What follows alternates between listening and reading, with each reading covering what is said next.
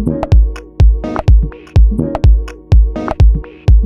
Dominick Purnomo, wine director and owner of Yono's restaurant here at DP and American Brasserie in Albany, New York.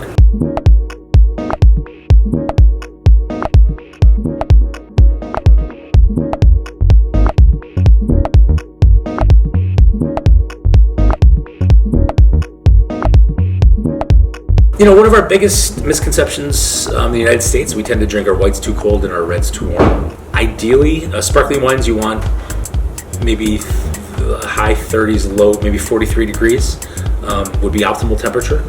If it's too cold, it really shuts down the aromas and it's tough to taste all of that. With reds, the warmer the wine, the more it focuses on the alcohol.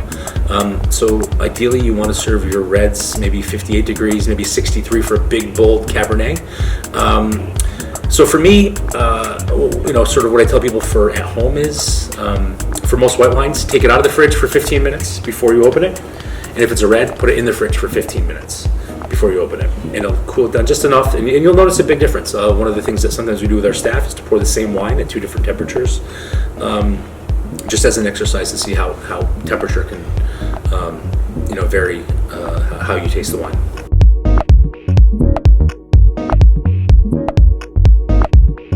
I mean, I can't think of a better way to start my day than a glass of sparkling wine, and especially if you're going to make breakfast in bed for your sweetheart. You know, 2 glasses of this could certainly start the day off right.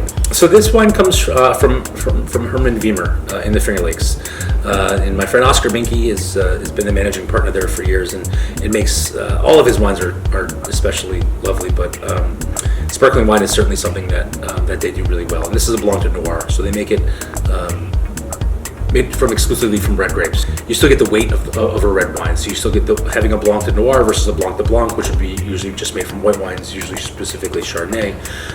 It gives the wine a little bit more weight. So because we want a little more weight to go with the beef dish, this is sort of a perfect balance. And this is a 2013, so this has some time to age and to sort of have those flavors really coalesce and develop in the bottle. The Beef and Spinach Breakfast Sandwich, you have something that's a little bit of a lighter preparation. The beautiful thing about well-made sparkling wine is they can really go with anything. They could go with red meat because there's so much acidity to it. It works well with pairing with literally everything. So I think it's a perfect opportunity to enjoy that and enjoy the morning and enjoy the maybe you want to make it turn into a mimosa, but certainly lovely enough on its own to pair with that sandwich and someone special.